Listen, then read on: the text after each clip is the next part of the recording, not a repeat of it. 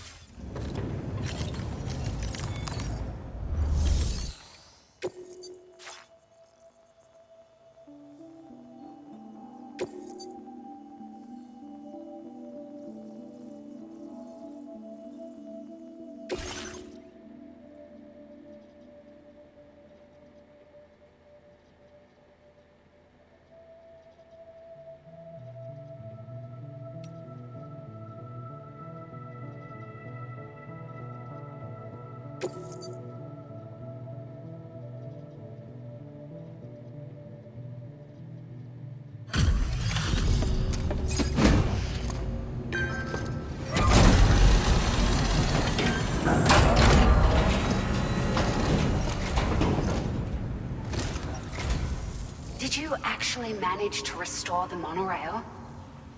Awesome! With it back up and running, you'll be able to transport materials from the mines. Right. Sorry. Let's take a look at these materials you brought.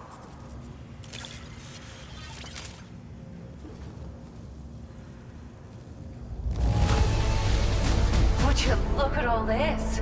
I think it's safe to say we'll have nothing to worry about for a while.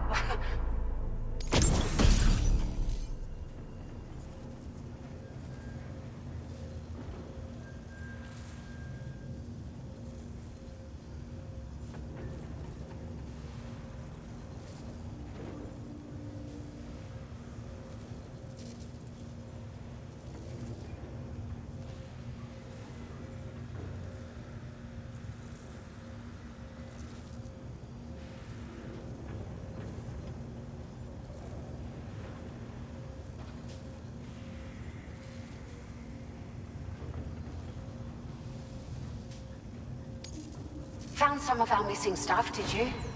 I thought this was gone for good.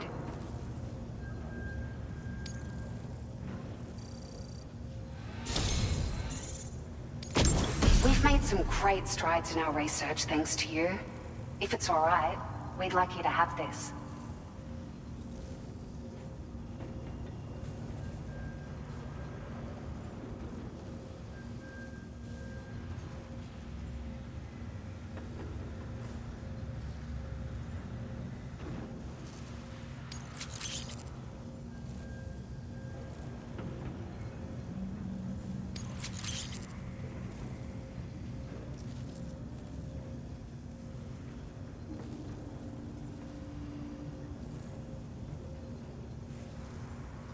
Just wanted to let you know that we're increasing the amount of materials you can withdraw.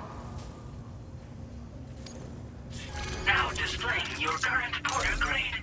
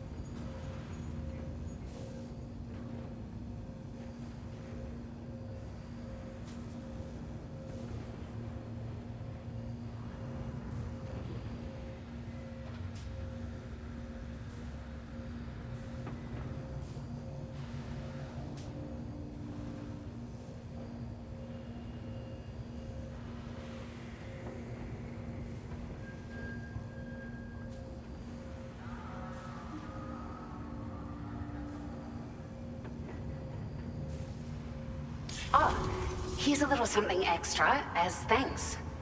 I got them just for you. Figured they'd suit your style.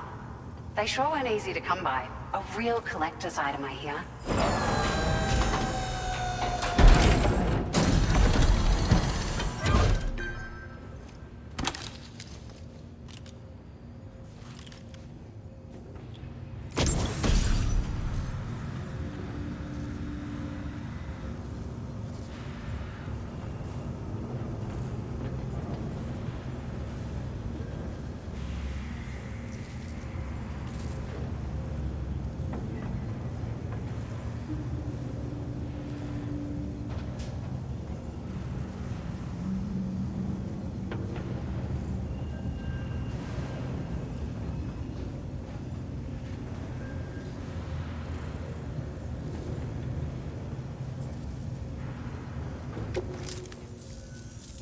We really appreciate your help.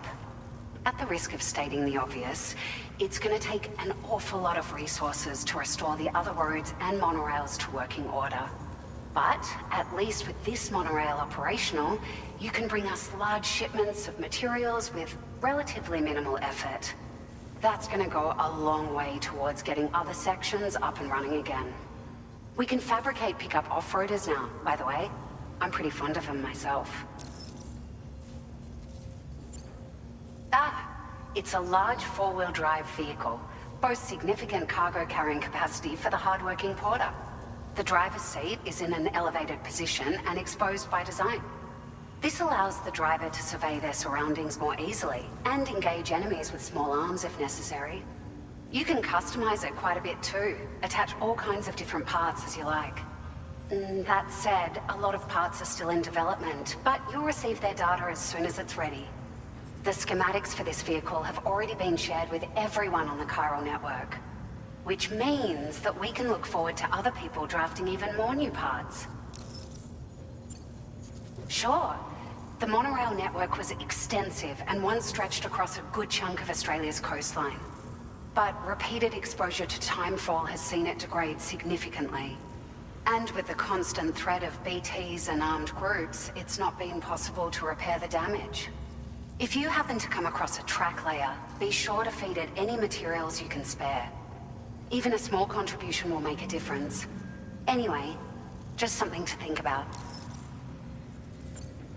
We're so grateful for the assistance, Sam. You've been a ray of sunshine on a cloudy day. You managed to save the day, Sam. The people here now have more than enough supplies for their needs. They should be able to prepare cargo for the next delivery too. But first, I have some information to share with you. About Lou. Return to the DHV Magellan so we can talk. Order completed. Well done.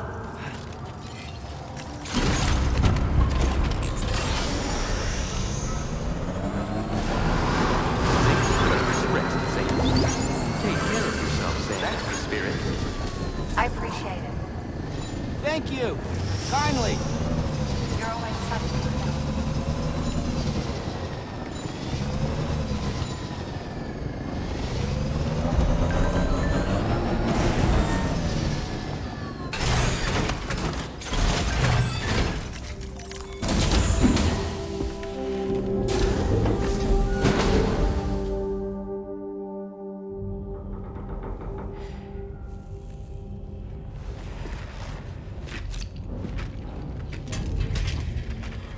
Hey, Sam.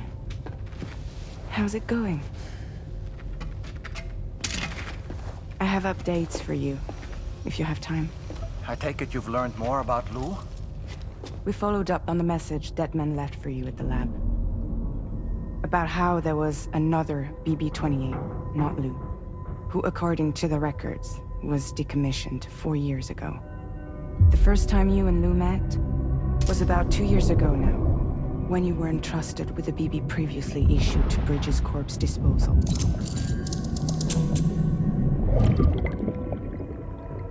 And together, the two of you made it all the way across North America. Deadman and everyone else at Bridges, they all called Lou BB-28. Right. Because that was Lou's serial number. You see, we found the records for the BB storage facility. By cross-referencing the data, we confirmed that after BB-28 was decommissioned 4 years ago, Lou was assigned the same designation and placed into storage. So what you're telling me is that instead of getting a new serial number, Lou inherited an old one? As for Lou's mother, following the C-section, it seems she passed away. And that, pretty much, is the extent of our recent discoveries. Without a still mother to provide support, it makes sense that Lou was kept in reserve. But we still have no idea who approved the serial number reassignment, much less why they did it. Higgs said there were things I didn't know. Maybe this is what he was talking about. I think it could be.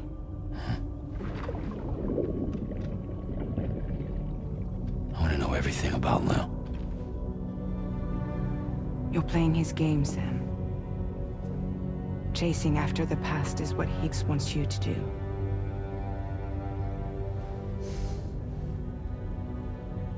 I need to know where Lou came from.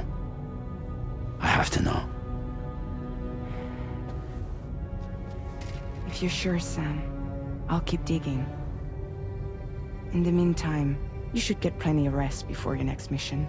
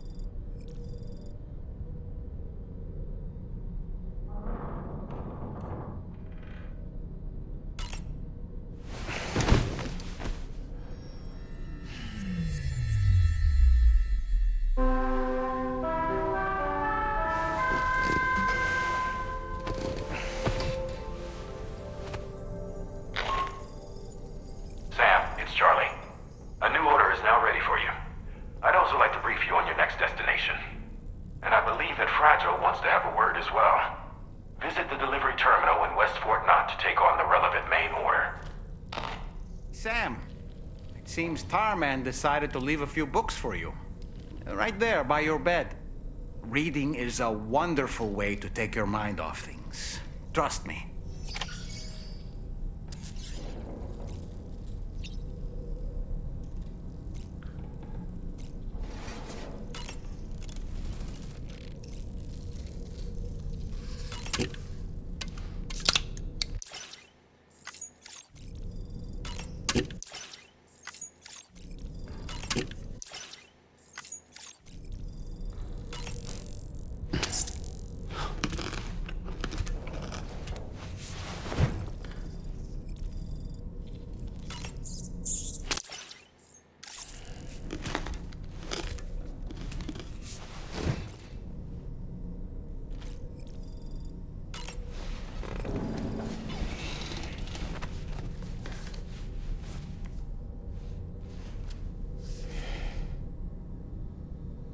That's Tarman's son.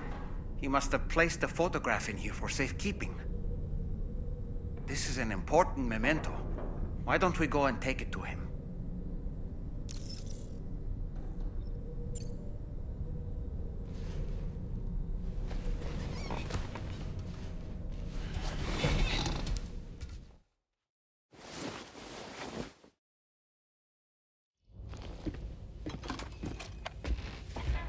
I found this picture in your book. Is this your son?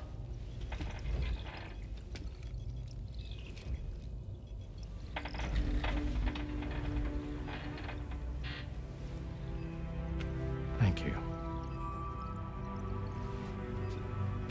Yes, He's still out there somewhere, borne along on the currents, with this right hand of mine.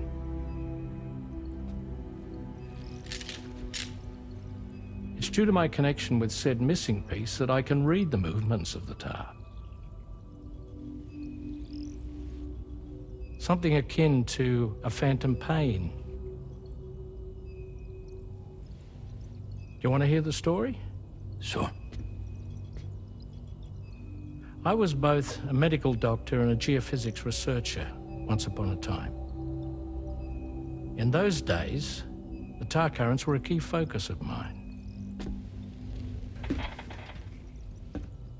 This ship was originally built to facilitate my studies, in fact. The deep tar hunting vessel Magellan, we named it. A ship perfectly suited to pursuing the creatures that thrive in the tar's depths. Another avenue of research, you might say. We called them chiral mammals, for lack of a better name. Seemed like the closest fit.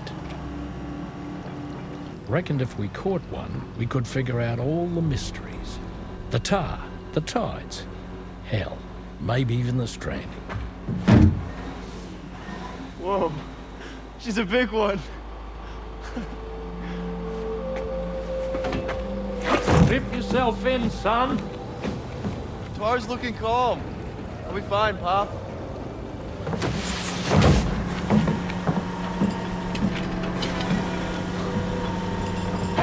You seeing this?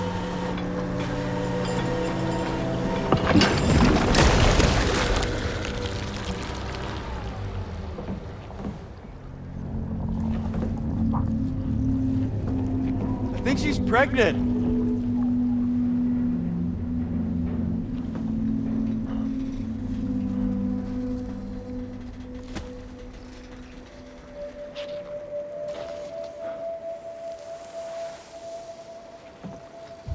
Hey, Pop.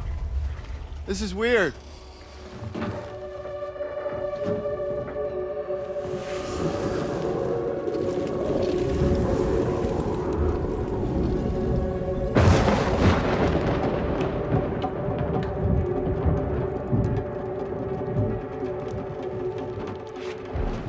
Storm!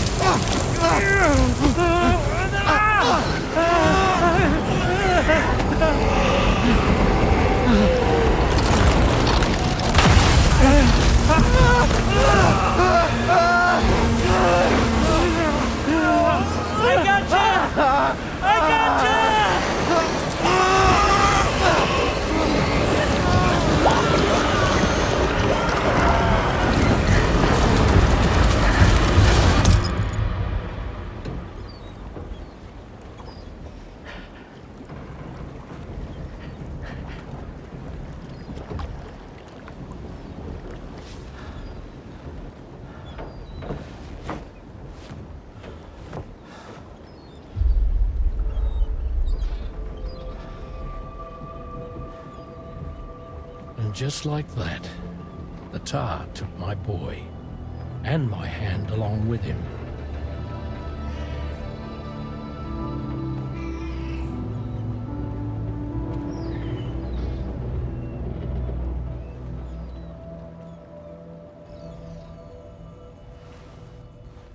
At first, I thought this little guy was my son reborn.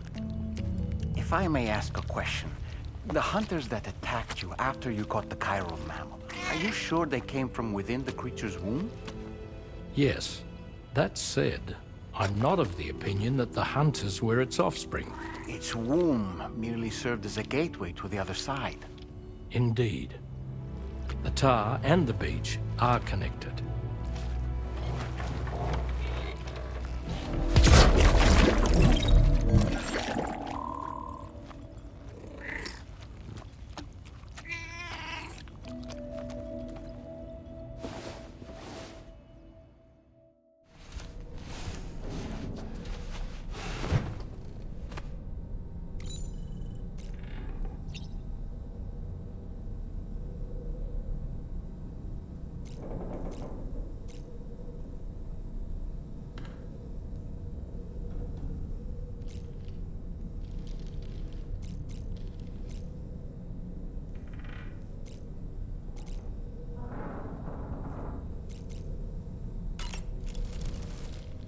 I've known Tarman for quite a while now, but that was the first time I've heard him speak about his son in that fashion. It made me wish that I could do something, anything to ease his burden. But setting aside those feelings, suppose that cat of his is in fact his son reborn. Why does it treat me as though I'm a threat? Does it just hate me? Reincarnation or not, perhaps it's still a cat at heart. That sure looked good, Sam. There are organisms in this area that I don't believe I've ever laid eyes on before. My understanding is that they're called chiral creatures, and they come in all shapes and sizes.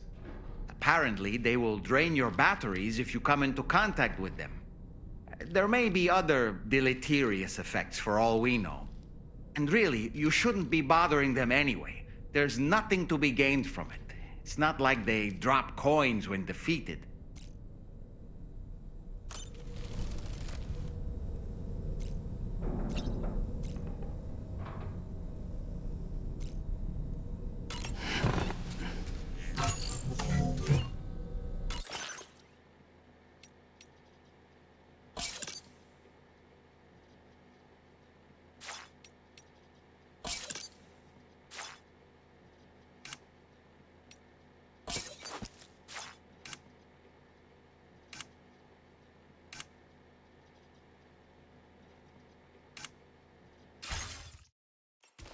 Nice.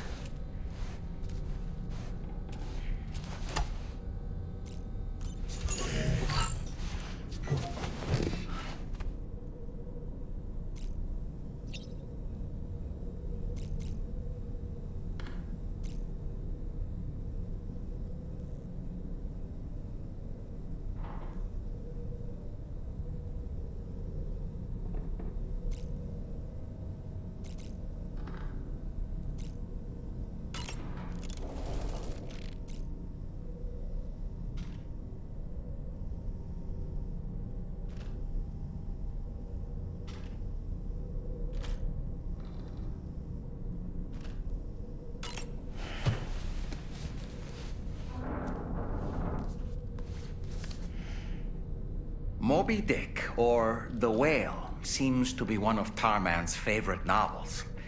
As the name suggests, it's a story about a white sperm whale named Moby Dick. Captain Ahab, one of the main characters, uses a prosthetic leg made of whalebone to replace the one Moby Dick took long ago. He's obsessed with getting revenge against the whale, which he hates with a terrible passion, all while nursing the phantom pain of his lost leg. In the end, Ahab fails to exact vengeance on his foe and is dragged into the sea. His crew's only survivor is Ishmael, the book's narrator. He was rescued after clinging desperately to a coffin-shaped life buoy. That's right, a coffin was his savior. Ironic, isn't it? How you use a thing makes all the difference.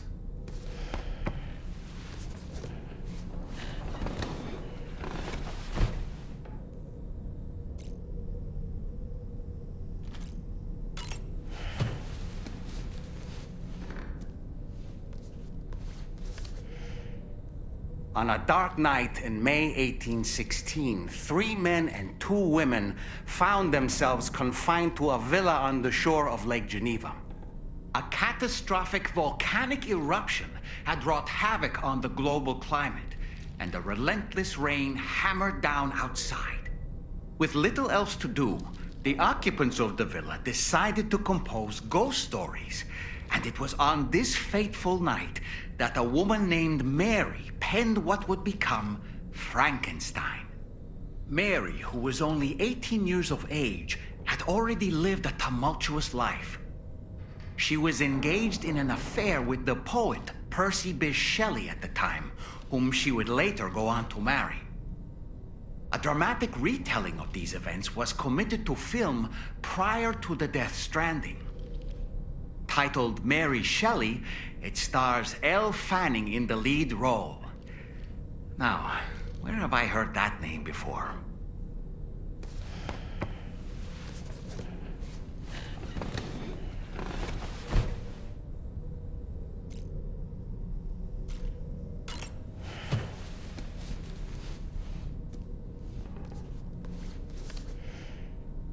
The Pequod is the ship in which Ahab pursues Moby Dick on his quest for vengeance. His crew includes Dutchmen, Frenchmen, Spaniards, Portuguese, Icelanders, as well as shipmates from China and India. Countless other people of myriad origins, too. It is arguably symbolic of the multiracial United States. A gathering of souls that transcends ethnic and national divisions, united in pursuit of a singular goal. I can't help but be reminded of Kojima Productions. Wait, judging by your reaction, you've never heard of Kojima Productions? Sam, you can't be serious.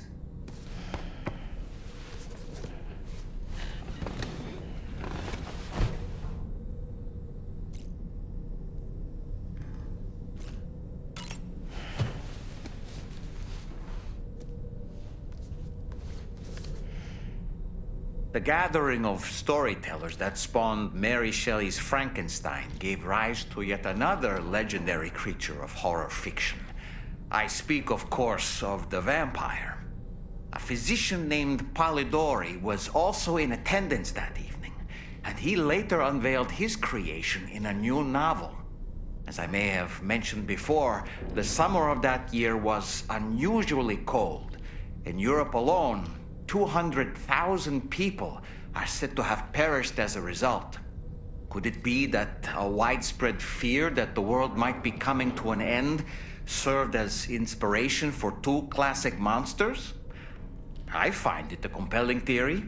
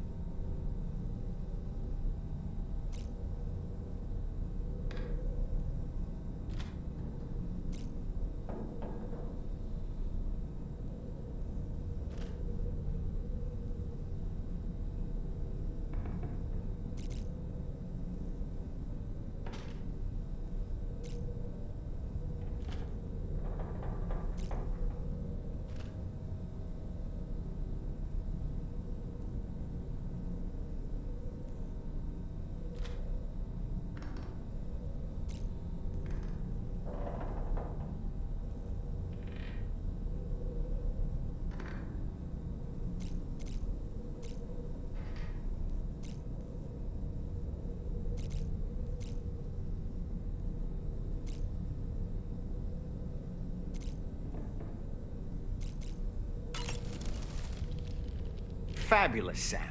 Really.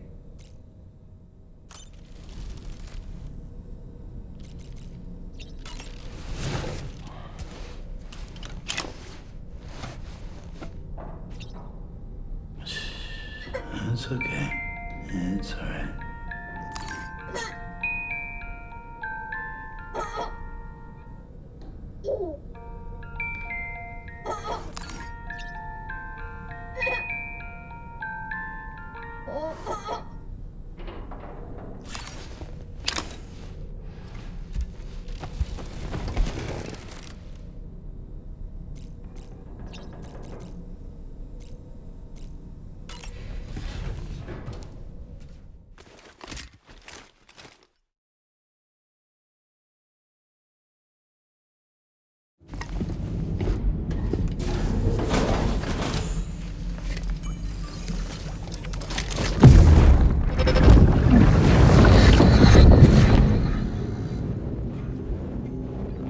Extraction was successful.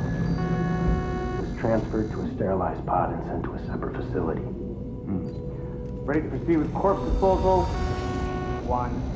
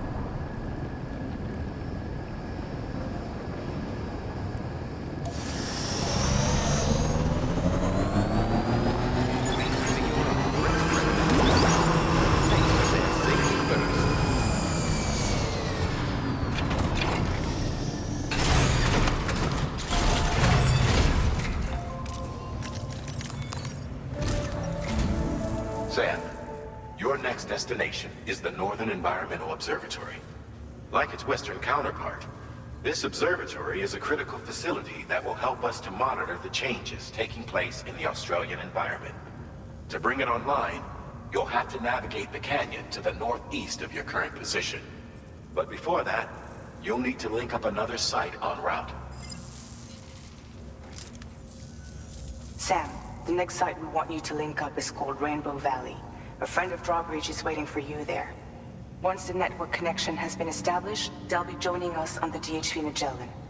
I recruited them myself when we first met in the UCA.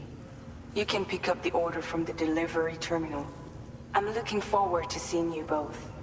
Thanks again, Sam.